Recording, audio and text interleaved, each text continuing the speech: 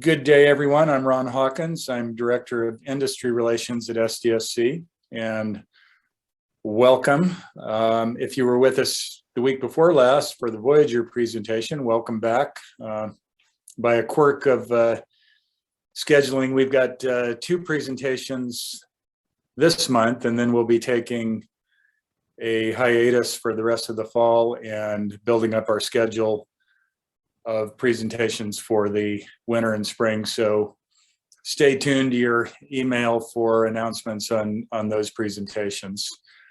So these are the Industry Technology Forum presentations, formerly known as Industry Technology Forum breakfasts. And we hope to get back to those someday as well. As I said, the week before last, we had a great presentation on SDSC's new AI-centric supercomputer, the Voyager system, and I think that recording's available if you did miss that. And if it's of interest, please check it out on the industry.sdsc.edu website. But as far as today's presentation, we are fortunate to have our longtime industry partner and collaborator, Janssen R&D, here to give us a talk.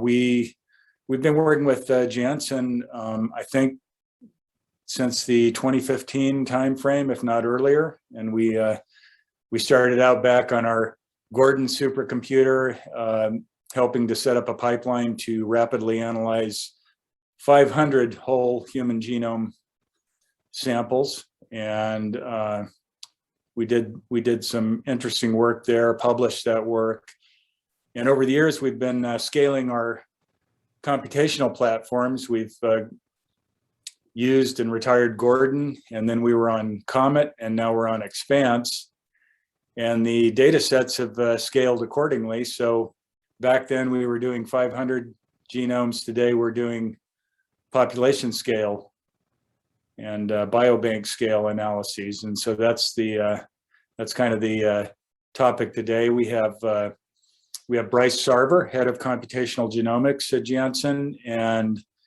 his colleague Hussein Hijazi, a scientist in that same group, and they are here to tell us about what Janssen's been doing with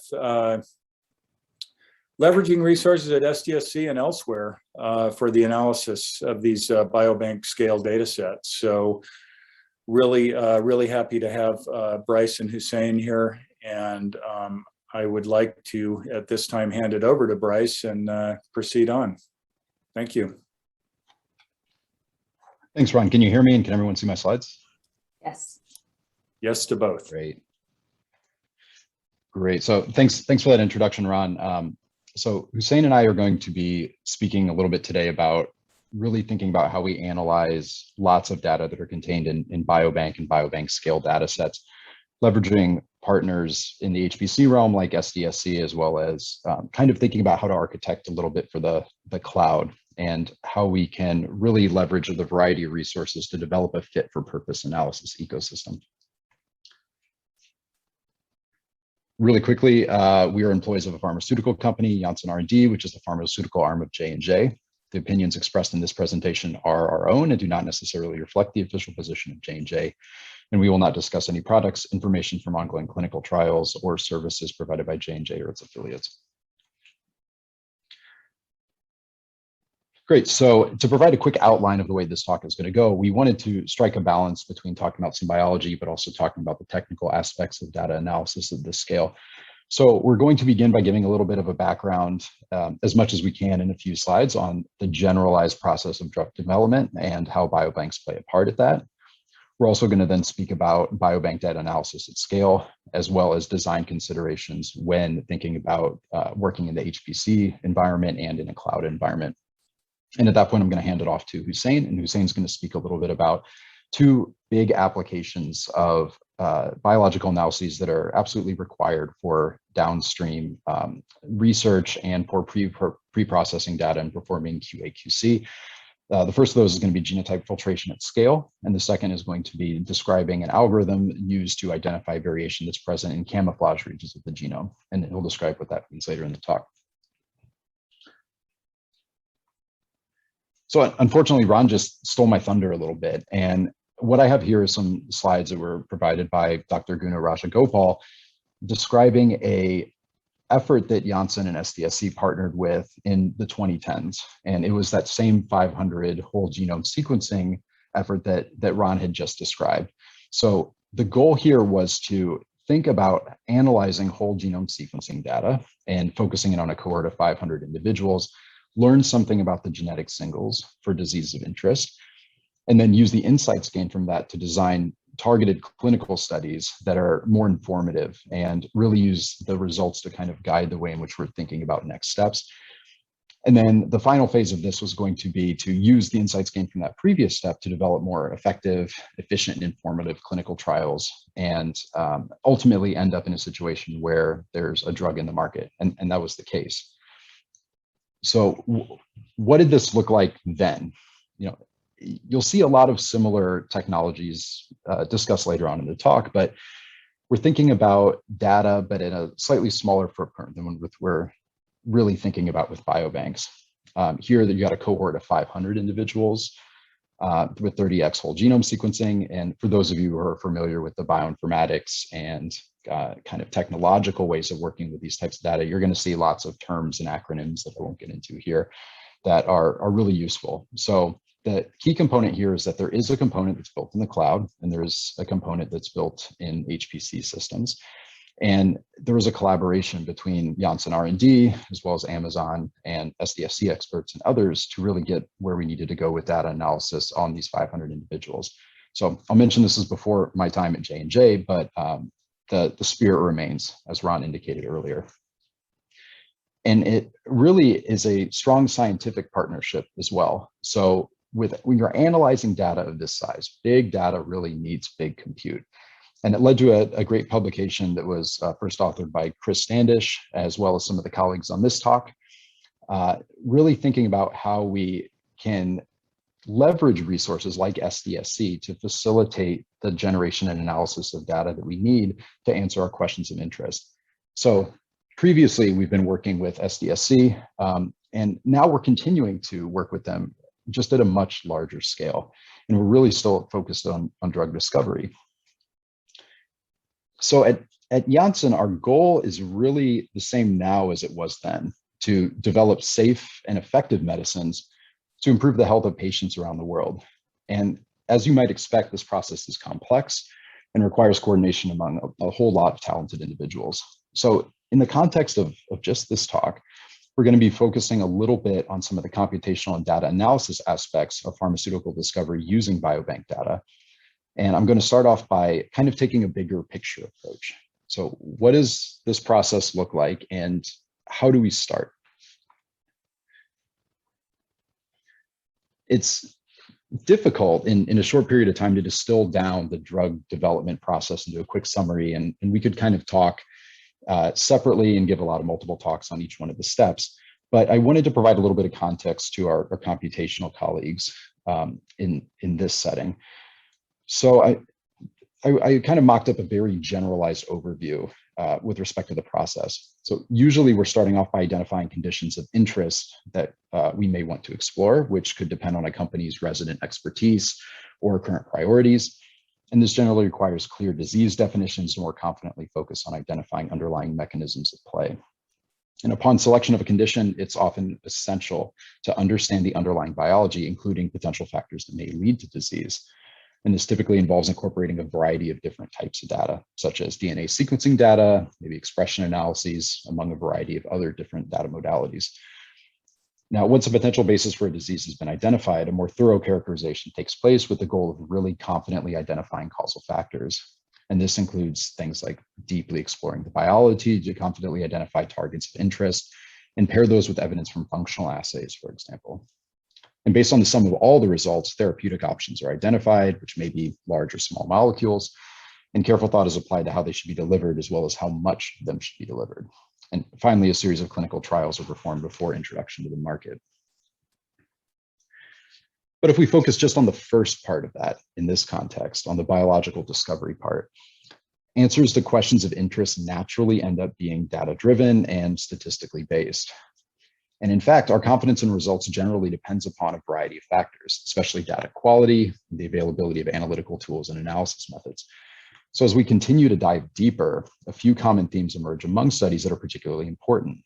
To make the most out of the data available, it should really be well organized and standardized and searchable, while detailed medical records are going to be essential for things like characterizing and identifying those with conditions of interest. So earlier we mentioned a variety of biological data types, and the most impactful studies are going to be supported by a variety of different data types, including multi-omic data sets, for example, clinical biomarkers or medical imaging. And finally, the sample size or number of individuals in this context is important for identifying and characterizing the factors underlying those conditions of interest. So these criteria are met when working with well-designed biobanks. And biobanks really look to incorporate data from a large number of individuals, and data collection may end up happening over time. So biobanks in their own right really contain more than just descriptive characteristics and are backed by a variety of linked biospecimens, such as blood or perhaps tumor biopsies, which may result in a different types of ways of thinking about data and the data analysis that would be performed upon them. Ideally, there will also be detailed medical records or related health information, often picked at and collected at the time of sample collection in order to provide a strong scientific basis that's tied in with the samples themselves. And with patient consent, a variety of tests may be performed, including additional assays, potentially at a later time, leveraging some of the bank materials.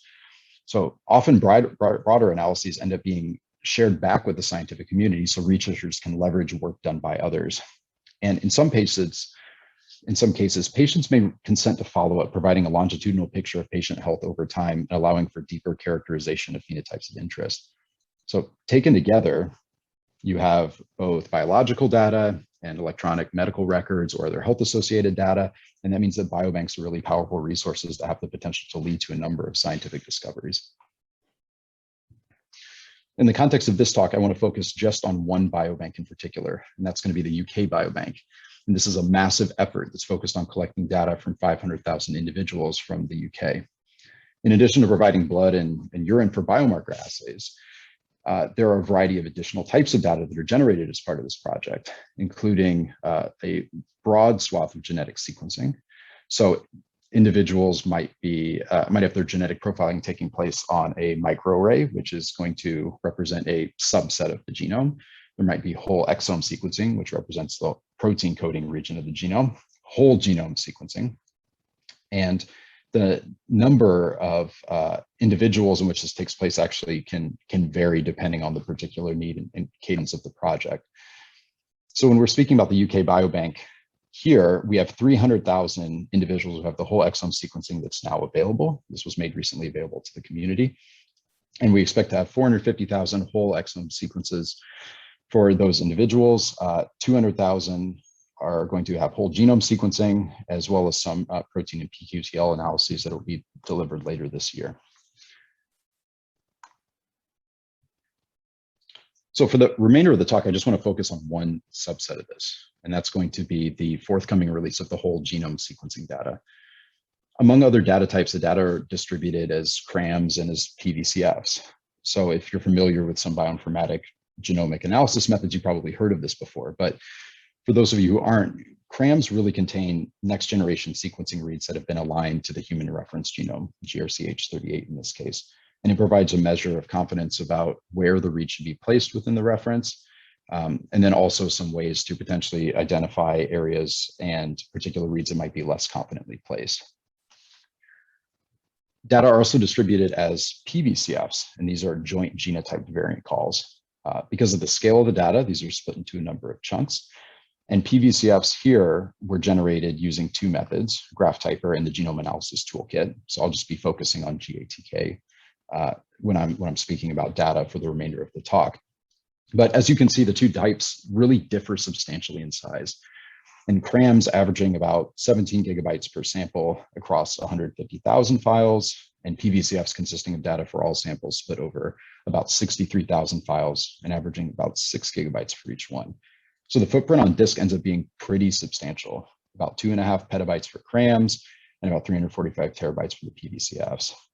So we're really in that realm of big data. This is a few more samples than that original 500 effort that I spoke about at the beginning of the talk. And because different files are used as inputs to answer different questions, the key consideration is how to manipulate and QC data really of this size, which will be touched on later in the talk. So the good news is that many analyses leverage the same data formats, meaning that things like pre-processing and QC can be treated as big one-time efforts in preparation for a variety of different types of downstream work.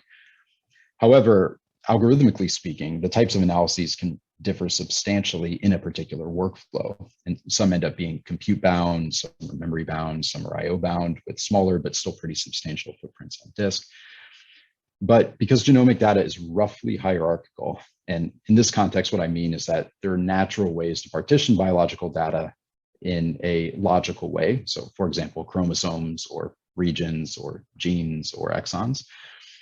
The analyses themselves often benefit from being embarrassingly parallelizable. So in other words, they can be broken into a number of smaller bite-sized chunks that are much easier to manage computationally. And a key consideration then for computational scientists really ends up being how to optimize workflows to facilitate analysis with data of this size. And in practice, this effectively ends up being a question of managing the size of the data, as I just mentioned, but then also the cost. So these are at the forefront of folks' mind when they're beginning to design their analysis. And this is exactly what we were thinking about when we began to design an ecosystem to efficiently process the data, especially data of this size. So we started by architecting a comprehensive data and compute ecosystem built to bring compute to the data, but also with the option of bringing data to the compute to take advantage of pre-existing pipelines and infrastructure in other locations that have been set up previously. So I'm only going to provide a high-level summary here, but to facilitate movement of data on an as-needed basis, we leverage AWS S3, as many folks do.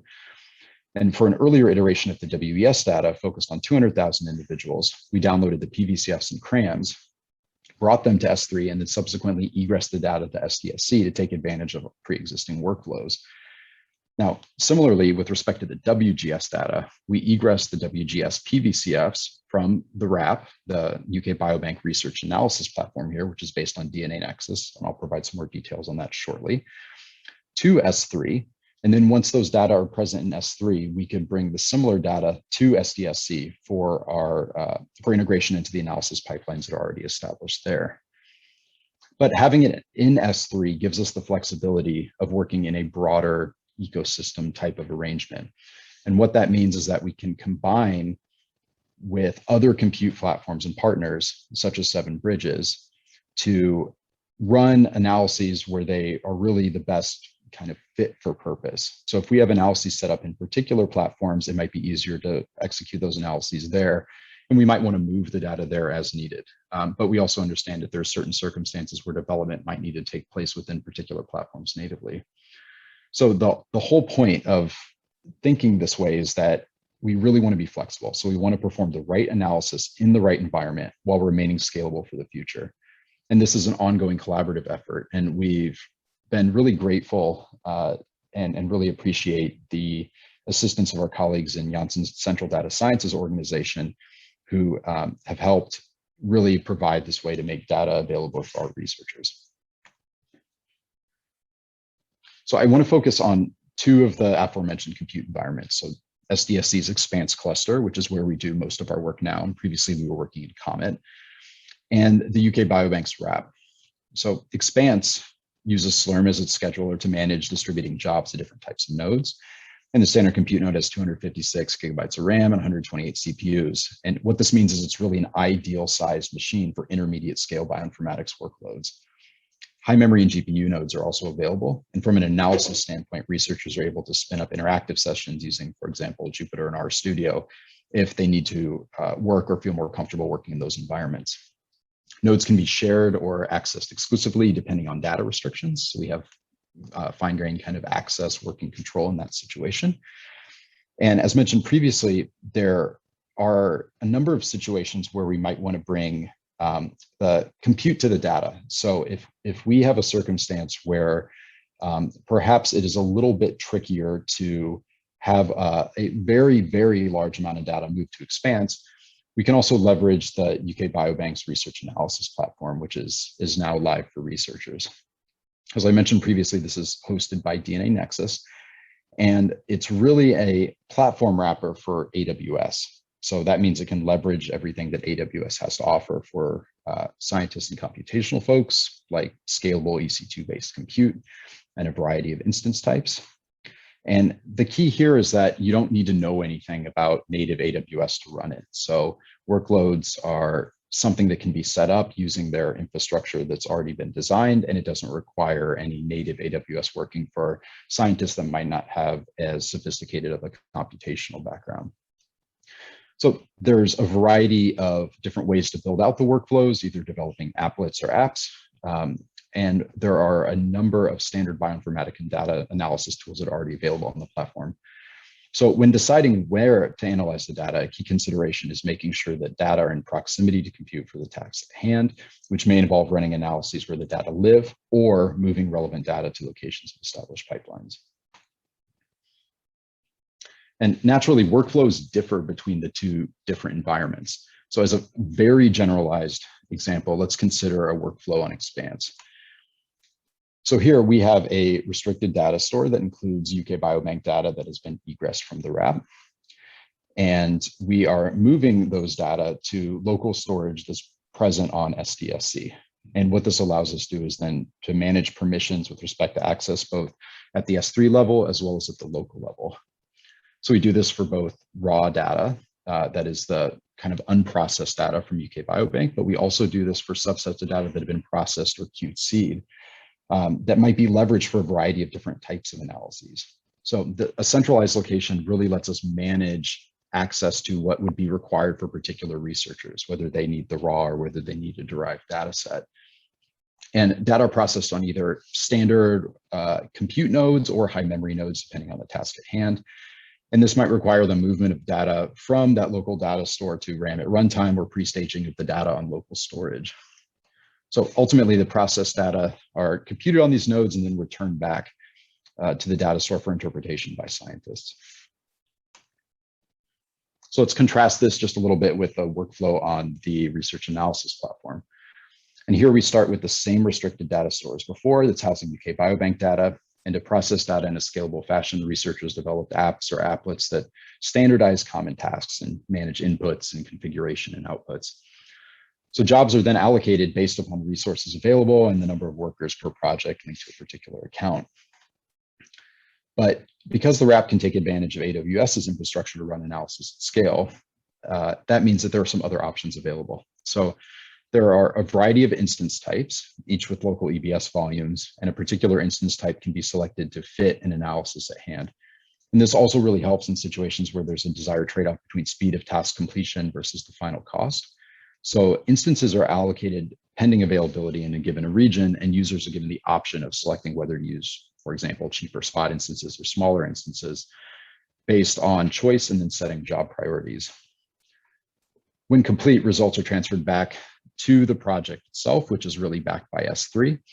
And then data may be egressed using a series of pre-built tools, which are basically wrappers for the AWS CLI, and then can be brought back if needed in proximity to other types of data, like restricted Janssen data stores, for example, to place it in proximity to other Janssen-owned data that might need to be combined for analysis. So once in one of our buckets in the ecosystem, it can then go to anywhere else that we need it to be placed in, depending on the analysis at hand. And given this, we're always considering where the best place for a given analysis to be run is. So there's usually a cost versus time trade-off, regardless of the platform considered, meaning that we can often throw more resources at a problem to get it done faster, sometimes at increased cost. And this means that there's a really important consideration at play up front, which is where analyses are going to be run versus how quickly we want the results generated.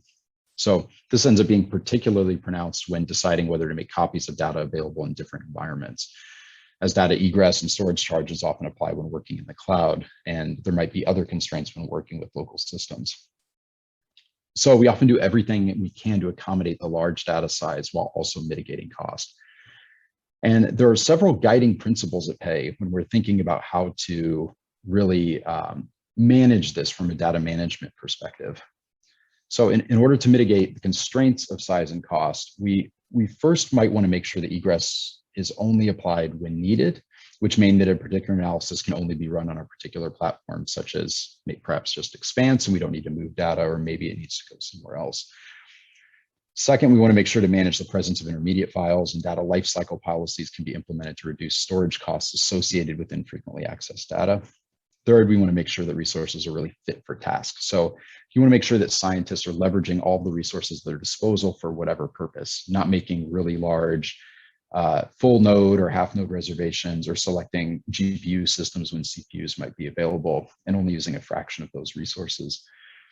And then finally, we want to isolate tasks from one another, designing modular workflows that can take advantage of partitioned data sets, mitigating costs associated with reruns in the case of failed jobs. So I've spent the first part of this talk hopefully providing a little bit of context in the ways in which we're thinking about these types of designs and decisions, but I want to transition a little bit to speaking a little bit more about applications and real world examples of our types of workflows. So here I'm going to hand it off to Hussein, who's going to speak a little bit about genotype filtration at scale, which is a really important consideration before performing any scientific analyses on data of this size, as well as building a workflow to call CNVs in difficult to genotype regions of the genome. Hussein? Thank you, Brice. Let's start with the first case study, which is genotype filtration at Biobank-Scale. Next slide, please. We know that genomic data sets in general are susceptible to noise. This noise could arise from multiple reasons, such as sample contamination, sequencing errors, low coverage sites, aligner or variant caller accuracy, maybe difficult to genotype regions, such as segmental duplications, centromeres, or low complexity regions, as well as many other various reasons.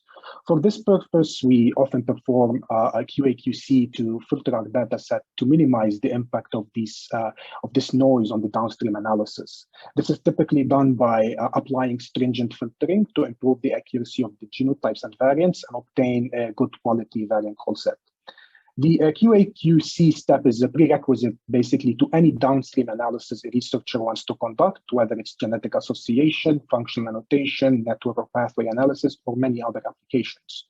Now, genotype filtration is typically straightforward to do for a small number of samples, but how can we do this at scale? And by that, I mean at a data set size of around 345 terabytes. Next slide, please. So let's begin with some of the major considerations when filtering data at the scale. Things that an investigator might want to look at is read depth or allele depth, which is done by exploring the number of reads that cover each variant or allele. One might want to explore the confidence of read mapping by exploring various mapping quality scores. We could look at strand bias to check whether one DNA strand is favored over the other. You might want to look at genotype quality, the percentage of missing data, allelic balance, and deviations from Hardy-Weinberg equilibrium, which are all important metrics to inspect when filtering your data set. What we do here is basically take a data-driven approach for variant evaluation and filtration to determine the filters and what thresholds we need to use. You typically would do that by inspecting a VCF file, identifying thresholds based on distribution of metrics to mitigate the impact of false positives, exploring external resources to keep or exclude certain known variants, or even limit the analysis to specific genomic locations. At the same time, we also engaged with SDSC on best practices around optimizing I/O and data loading on Expanse, and I'll discuss some of the computational considerations in the next slide and then describe an example QC workflow on Expanse. Next slide, please. So a few important computational considerations to think about when dealing with large-scale data sets such as the UK Biobank are listed here. So we try to basically omit using explicit for loop and focus on code bases that leverage vectorization and matrix manipulation, which often yields orders of magnitude speed up in terms of your analysis. Using sparse matrices as well as an underlying data structure is also very important. So you can think of saving the coordinates of non-zero elements yield a lot of benefit in terms of I/O, given that genotypic calls are sparse. For example, the reference calls are orders of magnitude more than the alternative calls. Now, given that there are usually multiple QC steps, it is important to pipe between these steps to minimize the need to save on disk, where each step improves efficiency since less data is being piped into the next step. Also, leveraging job arrays allows you to use Slurm's ability to create multiple jobs from one source point. You could think of them as a collection of similar independent jobs, which are submitted together to the job scheduler. This could be particularly useful when running many parameters against one set of data or program, or even running the same program multiple times with different sets of data. You could also leverage job dependencies, which enables you to perform analysis on files in a certain order or request that current jobs depend on the previous jobs completing successfully. Additionally, using NVMe to optimize I/O before writing back to the file system helps in reducing latency and providing faster CPU to data storage device performance. Also, how you read the data is extremely important. For example, HALE provides a distributed data structure combining features of matrices and data frames. One could also consider using chunked arrays for data storage through HDF5 or ZAR. Chunked arrays can be compressed and optionally stored on disk, providing a means for working with data that is too large to fit uncompressed in main memory. These are just a few pointers that could be used individually or in combination to analyze data at this speed. Next slide, please. So here I present an example workflow to filter the UK Biobank WGS data. The input to this workflow is a data set of around size of around 345 terabytes, partitioned into around 60,000 PVCF chunks. In total, we have around 622 million loci or 86 trillion genotypes. Very big data set. The first step is to create basically a manifest file that would list the PVCFs that cover a region of interest. This is followed usually in our pipelines by a de-identification procedure to harmonize the ID schema across all the samples. And once this is completed, we basically move to the actual filtering steps. We filter low mapping quality slides, followed by performing dimensionality reduction, where we only leave the attributes needed for the analysis. Finally, we exclude potential artifacts based on read depth or genotype quality metrics. Now, each step can be thought of as improving efficiency because less data is being piped into the next step. Similarly, you could think of each step as improving the accuracy of the code set, given that we are excluding data with low confidence. So how can we take this example workflow and run it on Expanse? Now, as a user, you usually SSH into a login node, which is a shared environment among many users. Slurm allows requesting resources and submitting jobs in a variety of ways, such as SBatch or SRAN, and those are then submitted to the scheduler, which will dispatch them to a compute node. We basically make use of efficient data structures to process the data, full node reservations to run the analysis, job arrays to run the workflow across multiple PVCF chunks in parallel, and dependencies to merge the output accordingly.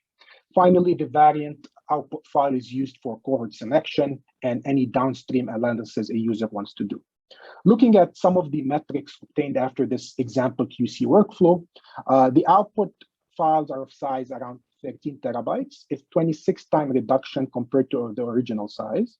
The number of jobs to complete the analysis was around 63,000 jobs or tasks, while the total CPU time was around 5,000 hours.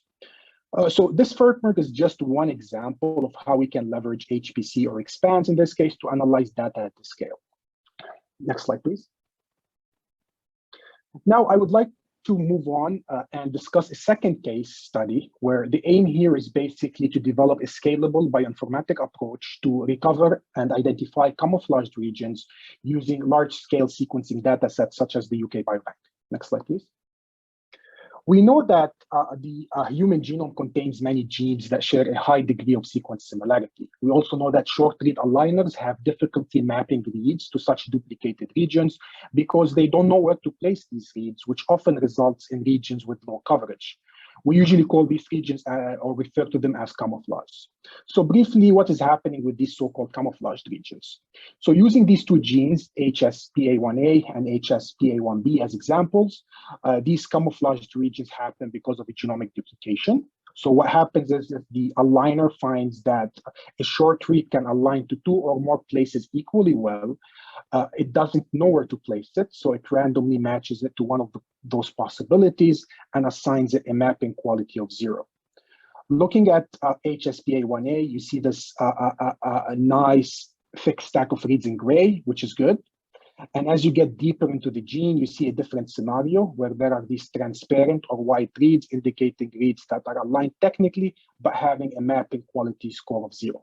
So this region is completely overlooked in your final variant file, for example, where you are likely missing mutations in 50% of HSPA1A. Next slide, please. So the first big question when we started working on this is how can we go about rescuing these camouflaged regions, and what are some of the bioinformatic considerations? We know that standard copy number variation methods, which generally use read depth information normalized between and within samples to identify copy numbers, can be used for this task. However, they do not always account for these types of events. Now, looking at the toy example on the right side, we have a reference sequence and a sequence read, GAAC. This read could map to 3 locations equally well. What standard aligners do in this case is randomly map this read to a matching location and assign it a poor mapping quality score. And these reads get completely ignored in any downstream analysis, such as variant calling. Next slide, please. So we attempted to design an approach that uses short read sequencing technologies to recover camouflaged regions. The idea here is to use masking, where we mask all the highly similar regions except one. Looking at the example on the right, we mask all but one camouflaged region, which in this case means masking 2 out of the 3 duplicated regions. And we do that by changing the respective bases to n. And then by constraining the alignment to a single locus, which is not masked, we are able to map the reads back to the reference with a high mapping quality score. Next slide, please. Leveraging our methodological approach, we can identify copy number variants in genes with duplicated exonic or intronic structures. And by identifying gene body regions such as exons or introns with similar sequence using BLAST, BLAT, or other similar approaches, this could tell us about the number of times or the number of duplications that we observe. Now, looking at the example on the right, we have exons 1 and 4 that are duplicated and forming a camouflaged group. We can also see that the read depths across the different exons is around 30. And using our approach, what we do is mask one of the duplicated exons. In this case, we mask exon 4 and then perform realignment. And after realignment, we can see that the number of reads that map to exon 1 is doubled with a read depth of 60. So we could use this information to calculate a proxy for copy number gain for this camouflaged group.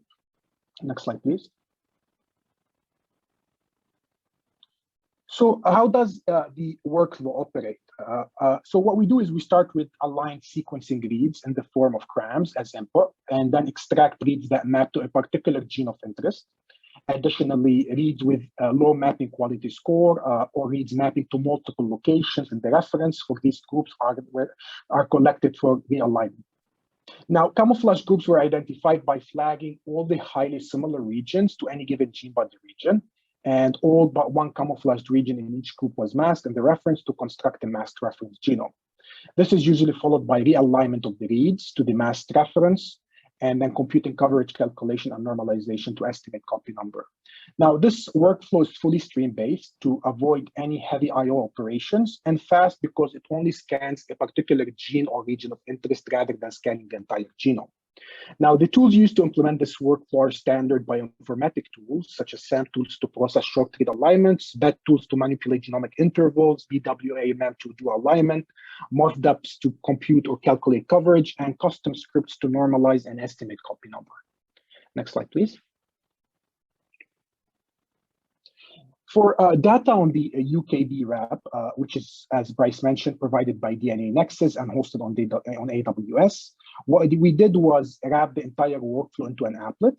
Now, you can think of an applet as the process of basically packaging the existing executables and code base as an object that can be run from the DNA Nexus platform or from the command line to process a particular file, which in our case is a CRAN file. These applets or data objects live inside the wrap in a particular project and enable us to run our custom analysis in the cloud.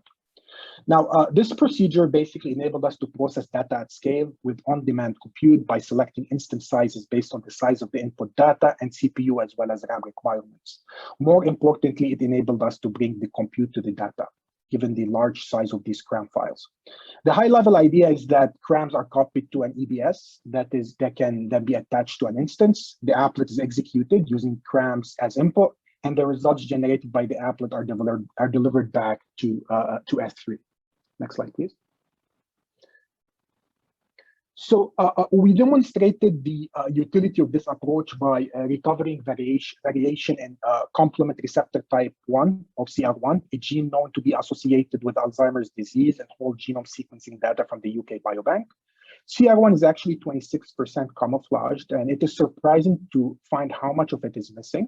And it's not just introns, but it is 26% of the exons as well, which also happens to make up the C3b/C4b binding domain, which is part of the complement cascade, one of the primary hypotheses in Alzheimer's disease. What's also interesting is that this binding domain is variably repeated in the population. For example, according to the reference genome, we have about 3 copies of this binding domain, and it turns out that the number of domains is variable and the number of times it is repeated is associated with disease. So CR1 has 4 different allotypes, S, F, C, and D, and they differ in terms of their length, origin, and frequency in the population. For example, the CR1S allele has 3 low copy repeats, or 3, you can think of it as 3 duplicated repeats or sequences, or LCRs, and it's been reported to be associated with an increased risk of Alzheimer's disease. So the goal here is to basically use our workflow to rescue the CR1 camouflaged region, and then try to identify individuals that are CR1S carriers. Next slide, please. So how do we perform when we try to rescue the CR1 camouflaged region? So here I show the results before and after applying the bioinformatics workflow. The x-axis shows the CR1 locus, while the y-axis shows the coverage, which measures the read depth at each window of size 1,000 base pairs. You can see in these figures 2 different sets of individuals. AD individuals are shown in red, while control individuals are shown in blue. And looking at the figure on the left, the coverage ranged between 20 and 40 across these scanned samples, with an average of around 30. You can also observe a depletion in coverage in CR1 camouflaged compared to the flanking region, and this originates, as expected, from these highly similar regions, which reduce the confidence of replacement through multiple wrapping. On the other hand, looking at the figure on the right, it shows the results after applying our bioinformatics workflow, and where we basically were able to recover the camouflaged region in CR1 with normalized coverage, which could be thought of as a proxy for copy number gain, ranging between 1 and 3. You can clearly see this enrichment in coverage of the camouflaged region compared to the flanking background, where there appears to be no copy number gain. Also, these patterns are robust and were observed when scanning around 23,000 UKB samples in the form of these CRAN files that we discussed, and other coverage window sizes that were analyzed using this approach. Next slide, please. We also assessed our ability to recover CMV-based allogenotypes of differing length in CR1 by also applying our workflow on the UK Biobank participants. Recall from my previous slides that the CR1S allotype has been reported to be associated with an increased risk of Alzheimer's disease. So we were interested in checking whether we could identify such individuals from the UK Biobank. Using an unsupervised learning approach based on a sum of squared estimate of errors, we were able to group the samples into clusters, putatively recovering 3 different CR1 allogenotypes: the S homozygote or SS, the F homozygote or FF, or the SF heterozygote. Now, the y-axis in the heat map on the right side shows the samples, while the x-axis shows the normalization factor used to estimate copy number gain. And we showed that not only we are able to retain these three major allogenotypes, but also that our approach is actually robust to different normalization techniques, which is important when you do copy number copying. Next slide, please. So in summary, our scalable approach can effectively code copy number in genes with highly similar regions and can assist in recovering variation underlying a disease or etiology that was possibly precluded from investigation. The workflow is designed in such a way to provision computer resources on demand, which enables us to analyze data at biobank-scale. And for future work, we are interested in verifying results with previously genotype samples using long-read technologies. And we would like to explore other genes of interest that have similar duplication patterns as CR1. Now, I'm going to now hand it back to Brice to summarize and conclude this talk. Thank you. Thanks, Hussein. So I thought I would just take one slide and kind of wrap up the general themes that we wanted to get across in this talk. The first is that drug discovery really requires a variety of different data types, and that's going to depend on the particular questions being asked. So the goal would be to investigate the problem for as many angles as possible, but in some cases, there may be a little bit of a limitation with respect to this, but the more, the better, at least in terms of investigating questions from a data standpoint, at least. The second point is that attention should really be paid to what needs to be done and how to do it given available computational resources. And this is especially important when we think about biobank-scale data sets. So it might not be the case that all tools that worked really well on a couple hundred samples are going to scale up to 500,000 samples equally. So it's important to kind of take a step back, think about what's going to be required in terms of tools as well as resource requirements, and engage from that kind of starting mindset. Third is that fit-for-purpose analysis environments are necessary when dealing with biobank-scale data. So this is going to be a function of, again, figuring out where the data are currently, if analysis needs to be performed in those particular environments, or if there needs to be movement of either workflows or data around to different environments to expedite and facilitate analysis. But scientific workflows can be efficiently designed to manipulate petabyte-scale genomic data sets. And we've shown two examples of that here, taking big problems, breaking them into smaller pieces, and leveraging them using high-performance computing or cloud infrastructures, as well as maybe doing a focused analysis with data reduction steps in order to interrogate regions of interest without necessarily interrogating all of the data. And finally, cloud platforms and HPC resources, such as Expanse, are invaluable tools for discovery. And a variety of our workflows leverage the environments at hand, and we also leverage the expertise of SDSC and the folks that are working there to help us overcome some of our computational hurdles as we're thinking this kind of brave new world of ultra large scale data analysis. So with that, I have one last shameless plug, and that's we're open to collaborations with groups interested in exploring scientific and genomics at this unprecedented scale. So if you're interested in this, please feel free to reach out to us. We'd be happy to have a conversation. And we also have open and forthcoming positions in our group. Hussein and I are part of the population analytics group in computational sciences. And if you are interested in learning more about that as well, please reach out to me, and my J&J email is up here now. And with that, thanks for your attention, and we'd be happy to take any questions.